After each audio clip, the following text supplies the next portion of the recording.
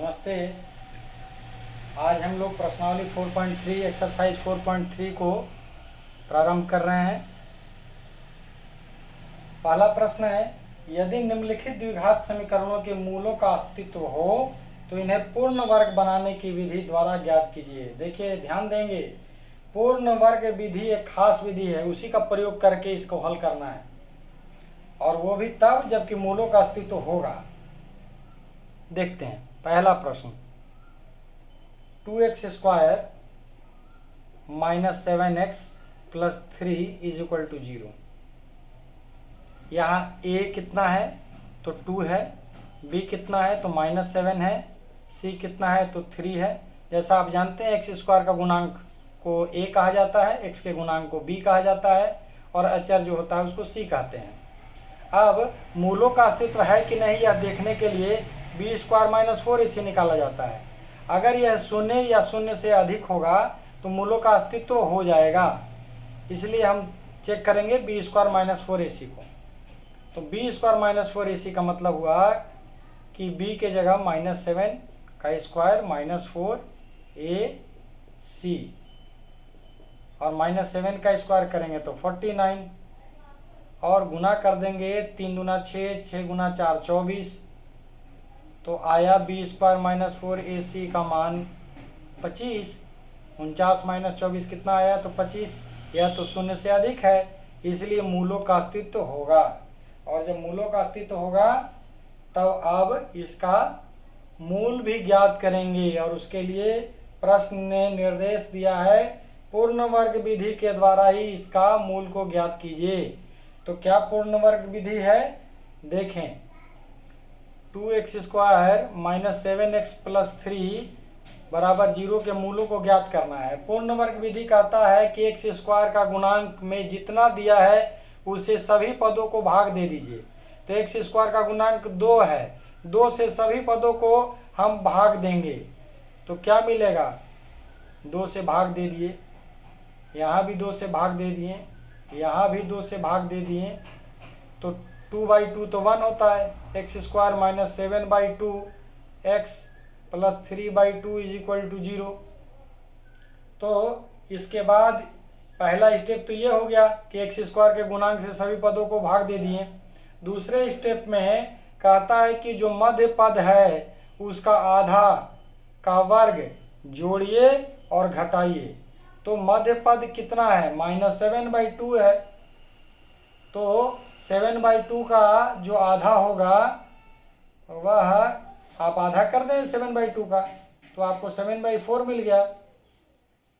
तो इसी का वर्ग करना है हमको, और जोड़ में भी और घटाव में भी। तो इसको करने के लिए क्या करते हैं कि पहले 2 पदों को लिखेंगे, लिख दिए पहले 2 पद को, फिर इसका आधा का जो वर्ग करके आप रखे हैं उसको एक बार जोड़िए और घटाइए, ताकि आपके समीकरण में कोई असर न पड़े, बराबर 0। एक बार फिर से मैं बता रहा हूँ, यहाँ तक लिख देने के बाद सेकेंड स्टेप है कि x का जो गुणांक है यहाँ 7/2 है, तो जो भी रहे x का गुणांक उसका आधा करना है, उसका फिर वर्ग जोड़ना है और घटाना है। इतना कर देंगे तो अब इन तीनों के लिए यहाँ से x, यहाँ का चिन्ह, और यहाँ जिस पर वर्ग है इसका पूर्ण वर्ग कर दीजिए।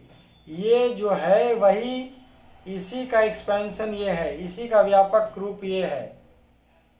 तो कैसे लाए हैं इतना, इन तीनों के जगह इसको लिखे हैं कैसे, एक्स स्क्वायर का x ले लिए, बीच में माइनस है तो माइनस ले लिए, और यहाँ जिस पर वर्ग है उसको ले लिए, और फिर वो होल स्क्वायर कर दिए। आप करके देखेंगे तो यही आएगा। फिर यहाँ माइनस है तो माइनस को ही लेना है, ब्रैकेट में 7 का वर्ग 49, 4 का वर्ग 16, माइनस कॉमन ले लिए हैं तो यहाँ प्लस था, यानी ये माइनस हो गया, ये 3/2 इज इक्वल टू 0। अब इतना के बाद आप इसका स्क्रीनशॉट ले लें। अभी यह उत्तर पूर्ण नहीं हुआ है। अब अंतिम जो था वहीं से मैं प्रारंभ कर रहा हूँ। x माइनस 7/4 का होल स्क्वायर आपको मिला है अंतिम स्टेप में। x माइनस 7/4 का होल स्क्वायर मिला है अंतिम स्टेप में, और माइनस 49/16 और माइनस 3/2 बराबर 0 मिला था। तो x माइनस 7/4 का वर्ग हो गया। पूर्ण वर्ग विधि का मतलब ये भी वर्ग में होना चाहिए, अभी वर्ग में नहीं है। इसका 16 और 2 का लघुत्तम लिए तो 16, 49, 2 यहाँ है और 16 लघुत्तम है, यानी 8 बार में गुना करना पड़ेगा। 8 बार में 3 में करेंगे तो 24 आ गया बराबर 0। x माइनस 7/4 का स्क्वायर माइनस 49 माइनस 24 कितना होता है 25/16 बराबर 0। अब तो आपको पता चल गया होगा कि 5 का वर्ग 25, 4 का वर्ग 16, यानी ये 5/4 का वर्ग हो गया।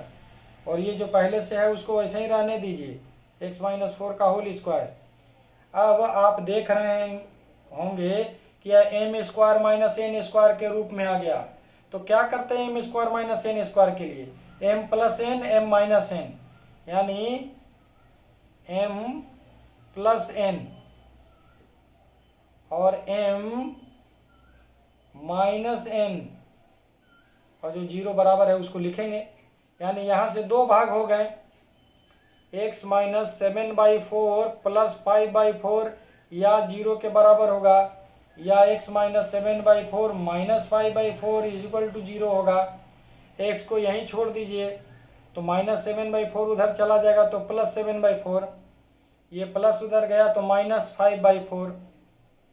यहाँ क्या हो रहा है, यहाँ का भी दोनों माइनस उधर जाएगा तो दोनों प्लस में हो जाएगा, 7/4 प्लस 5/4। तो ये 4 लघुत्तम हो गया, 7 प्लस 5, ये 12/4 यानी 3 आया, ये एक मूल आ गया। यहाँ क्या मिल रहा है, यहाँ मिल रहा है आपको 4 तो लघुत्तम यहाँ भी है, 7 माइनस 5 यानी 2/4 यानी 1/2, यानी एक मूल आ गया 1/2, 1/2 एक मूल आ गया, एक मूल 1/2 आ गया और दूसरा मूल 3 आ गया। इस तरह से हम लोगों ने 2x² minus 7x plus 3 equal to 0 के दोनों मूलों को ज्ञात कर लिए हैं। कृपया इसका स्क्रीनशॉट ले लें।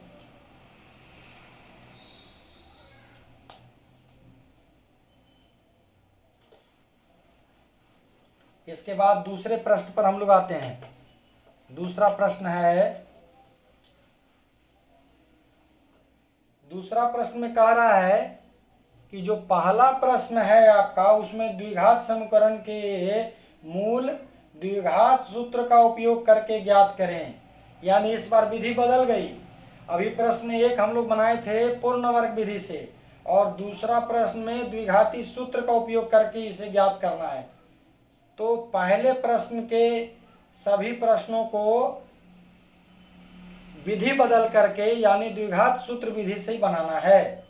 तो पहला प्रश्न जो था उसमें से तीसरा वाला लेते हैं, क्योंकि दूसरे प्रश्न में अपना कोई प्रश्न नहीं है। पहले प्रश्न में जो आपने पूर्ण वर्ग विधि से हल किया है, दूसरा प्रश्न कहता है कि उन्हीं को आप द्विघाती सूत्र विधि से अब हल करें। तो एक प्रश्न ले रहे हैं, 4x² प्लस 4√3x और प्लस 3 इज इक्वल टू 0। ए यहाँ कितना है तो 4 है, बी कितना है तो 4√3, सी कितना है तो 3। अब b² माइनस 4ac हम देखेंगे, अगर हमें 0 या 0 से अधिक मिला तभी तो मूल निकालते हैं, अन्यथा हम नहीं निकालेंगे। तो b² यानी 4√3 का स्क्वायर माइनस 4, a कितना है तो 4 है, c कितना है तो 3 है। यह कितना निकल के आया तो 16 गुना 3, क्योंकि 4√3 का स्क्वायर किए तो 4 का स्क्वायर 16, √3 का स्क्वायर 3, माइनस यहाँ भी 16 गुना 3 यानी 48 माइनस 48, यानी आपको मिल गया शून्य। तो बी स्क्वायर माइनस 4ac शून्य मिल रहा है, यानी मूल निकलेंगे बी स्क्वायर माइनस 4ac या शून्य हो या शून्य से अधिक हो तो मूल निकलता ही निकलता है। लेकिन निकालने के लिए विधि बदल देंगे। द्विघात सूत्र क्या कहता है? द्विघाती सूत्र जो कहता है वो कहता है कि x का मान यानी मूल जो निकलेंगे उसका सूत्र है minus B plus root B square minus 4ac बटा 2a, और दूसरा मूल है minus B minus root B square minus 4ac बटा 2a। ये द्विघाती सूत्र है। तो हम लोग अपने सूत्र में इसको लगाएंगे। तो पहली बार माइनस बी, माइनस लिख दिया सूत्र का, बी कितना है 4√3 डाल दिए यहाँ, plus root B square minus 4ac का मान कितना निकाल के रखे हुए हैं 0, यहाँ 0 रख दिए। 2 इंटू ए के मान कितना है तो 4 लिख दिया 4। दूसरा माइनस बी के जगह पर 4√3, यह दूसरा मूल निकल रहा है, माइनस एक बार प्लस करके पहला मूल निकलता है, दूसरी बार माइनस करके दूसरा मूल निकलता है। Root B square minus 4ac तो पहले ही निकाल के आप रखे हैं 0/2a यानी 2 इंटू 4। तो आप जानते हैं रूट 0 0 होता है, रूट 0 0 होता है। क्या बचा माइनस 4√3/8, यहाँ क्या बचा माइनस 4√3/8। तो आप चाहें तो इसे काट भी सकते हैं 4 से 8 को, तो माइनस √3/2 हो गया, यहाँ भी माइनस √3/2 हो गया। इस तरह से इस प्रश्न के मूल हमने ज्ञात कर लिए। कृपया इसका भी स्क्रीनशॉट आप ले लें।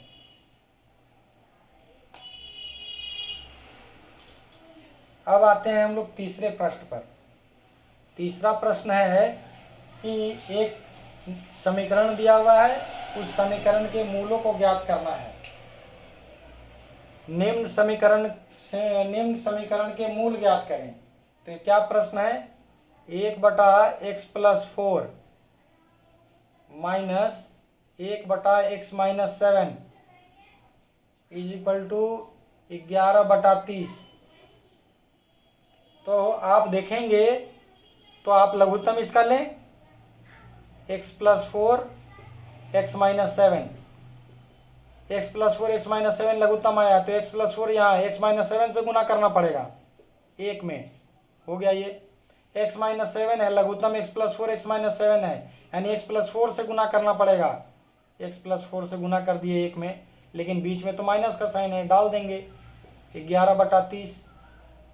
तो x-7 माइनस x माइनस 4 और बटा में गुना करेंगे तो x में x से x² माइनस 7x प्लस 4 से गुना करेंगे x में तो प्लस 4x प्लस 4 माइनस 7 से गुना हुआ तो माइनस 28 11/30।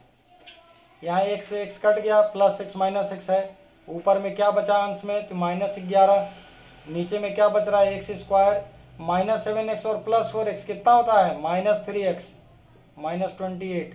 यहाँ कितना है 11/30। तो 11 से 11 काट दिए एक बार में, यहाँ भी एक बार में, तो ये -1 है।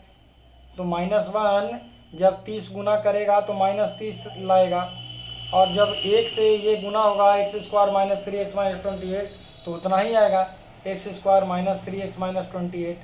अब इस 30 को भी इधर ले आएंगे आप तो x² माइनस 3x माइनस 28 और प्लस 30 बराबर 0, यानी आपके पास जो समीकरण मिला x² माइनस 3x और माइनस 28 और प्लस 30 तो प्लस 2 मिल गया बराबर 0। अब आप मध्य पद को विभक्त कर करके और इसका गुणनखंड निकाल सकते हैं। तो पहला आखिरी गुना किए तो 2 आया, यानी माइनस 3x का 2 ऐसा पद होना चाहिए जिनको गुना करने पर माइनस 3x गुना करने पर तो 2 आ जाए और जोड़ घटाव करें तो -3 आए। इसके लिए x² minus 2x minus x plus 2 बराबर 0। आप देख रहे हैं -x और -2x लेंगे तो -3x मिलेगा, और -2 और -1 गुना होगा तो 2 भी मिल जाएगा। तो x कॉमन ले लिए तो x माइनस 2 यहाँ माइनस है तो माइनस ही होगा, कोई कॉमन नहीं आ रहा है तो 1, x माइनस 2 बराबर 0। यानी आपके पास दो मिले, एक मिला x माइनस 2 और एक मिला x माइनस 1, यही दो गुणनखंड आपके पास हैं। तो या तो x माइनस 2 को 0 होना होगा या x माइनस 1 को 0 होना होगा। यहाँ पर इस तरह से माइनस 2 उधर चला गया तो x बराबर प्लस 2 आ गया, और यहाँ पर x बराबर माइनस 1 उधर चला गया तो प्लस 1 आ गया। इस तरह से हमने इन समीकरणों के दो मूल निकाल लिए। वह दो मूल कौन कौन है? 2 और 1। कृपया इसका भी स्क्रीनशॉट ले लें।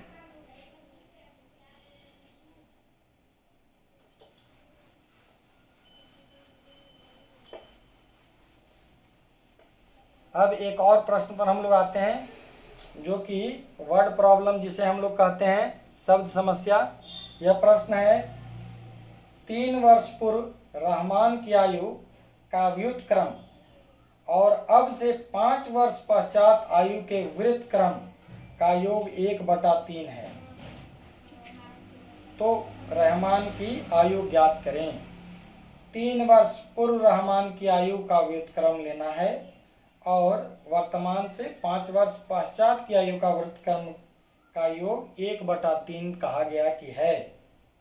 तो मानेंगे कि रहमान की वर्तमान आयु x वर्ष है। माना कि रहमान की वर्तमान आयु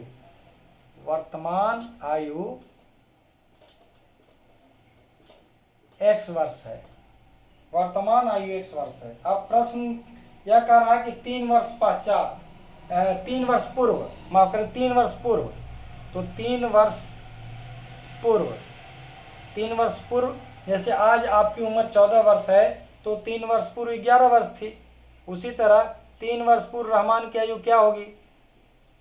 रहमान की आयु 3 वर्ष पूर्व क्या होगी? तो x माइनस 3। और इसका व्युत्क्रम क्या होगा? क्योंकि व्युत्क्रमों का योग लेना है तो इसका व्युत्क्रम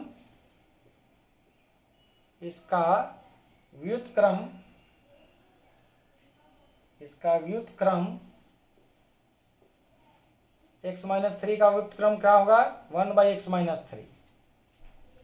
और अब 5 वर्ष पश्चात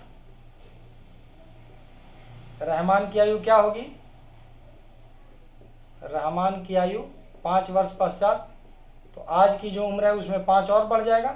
जैसे अगर आपका उम्र आज 14 वर्ष है, 5 वर्ष बाद आप 19 वर्ष के हो जाएंगे। रहमान 5 वर्ष के बाद x प्लस 5 वर्ष का हो जाएगा। तो इसका भी व्युत्क्रम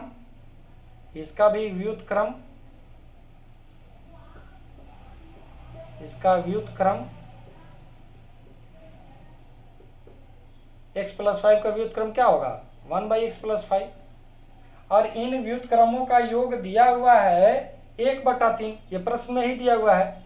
तो इसका और इसका योग दिया हुआ है, यानी व्युत्क्रमों का योग दिया 1/3।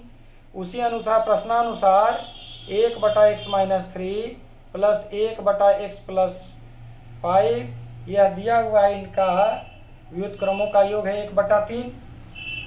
अब लघुत्तम लेंगे तो x माइनस 3 x प्लस 5 मिलेगा। x माइनस 3 है और लघुत्तम x माइनस 3 x प्लस 5 है, यानी x प्लस 5 से गुना करना 1 में। x प्लस 5 है, यहाँ पर x माइनस 3 से गुना करना है तो 1 में भी x माइनस 3 से गुना कर दिए। बीच में जो चिन्ह है वही चिन्ह रखेंगे, बराबर 1/3। अब ये कितना हो गया?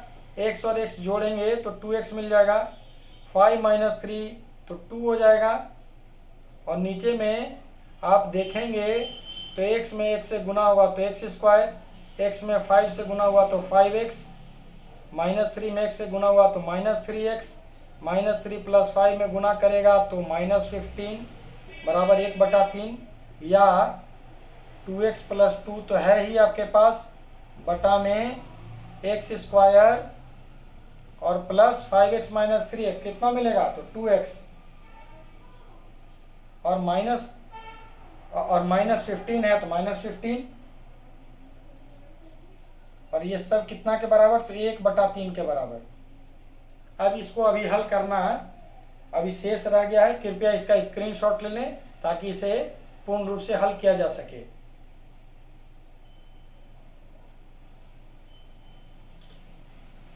हम अंत में जो मेरा आया है उसको हम रखे हैं ताकि इसी से आगे बढ़ करके हम उत्तर तक पहुंच सकें। तो आप देखते हैं क्रॉस मल्टीप्लाई करेंगे तो 3 गुना हो गया 2x+2 में, और x² + 2x - 15 गुना होगा उसमें उधर तो 1 में, तो उतना ही मिलेगा x² + 2x - 15। तो 3 में 2x से मल्टीप्लाई किए तो 6x, 3 में 2 से मल्टीप्लाई किए तो 6, यहाँ क्या मिला है x² + 2x - 15। यानी इन सब को एक तरफ ले जाया जाए, यानी बाएं तरफ से सारा दाएं तरफ अगर चला जाए तो बाएं तरफ तो कुछ नहीं बचेगा, तो शून्य हो जाएगा इधर। तो हम यहाँ लेके x², यहाँ +2x है, इस +6x को इधर लेके आए तो -6x, और -15 पहले से था, इस +6 को भी उधर ले गए तो ये भी -6 हो गया। अब तो इधर कुछ नहीं बचा, तो अब क्या लिख रहे हैं, x² + 2x - 6x यानी -4x,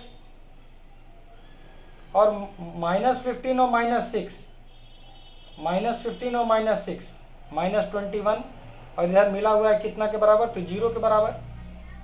अब इसका गुणनखंड करें तो तरीका तो वही है, पहला को आखिरी से गुना किया तो -21, और है मध्य पद -4, तो -4 कैसे, 2 भाग जिनके गुणनफल -21 हो जाए, तो 7 और 3 यानी x² -7x और +3x -21 = 0। तो x कॉमन ले लेंगे तो x - 7 और प्लस का प्लस उतार लिया, 3 और 21 में 3 कॉमन आ गया, यहाँ भी x - 7 = 0। तो x + 3 और 1 मिल रहा है x - 7 = 0। यहाँ पर भी 2 स्थितियाँ आ गई, या तो x + 3 को 0 होना होगा या x - 7 को 0 होना होगा। तो x + 3 के 0 होने का मतलब है x बराबर -3, और x - 7 के 0 होने का मतलब है ये -7 उधर चला गया तो +7। तो आप जानते हैं आयु ऋणात्मक नहीं होती है, इसीलिए इसे नहीं लेंगे, या लिखते हुए कि आयु ऋणात्मक नहीं होती है और आयु हमेशा धनात्मक होती है, इसीलिए रहमान की वर्तमान आयु 7 वर्ष है, इसे हम चुनेंगे। इसलिए रहमान की वर्तमान आयु, क्योंकि x लिए थे आप वर्तमान आयु, रहमान की वर्तमान आयु जो आपने x लिया था वह कितना निकल के आया, 7 वर्ष निकल के आया। कृपया इसका भी स्क्रीनशॉट ले लें। यह प्रश्नावली में और भी प्रश्न है, इसलिए आज के लिए बस इतना ही। तब तक घर में रहिए, सुरक्षित रहिए और देखते रहिए हमारे वीडियोज, क्योंकि आपकी शिक्षा हमारी जिम्मेवारी है। कृपया इस चैनल को सब्सक्राइब, लाइक और शेयर करना ना भूलें, और इसका स्क्रीनशॉट भी ले लें।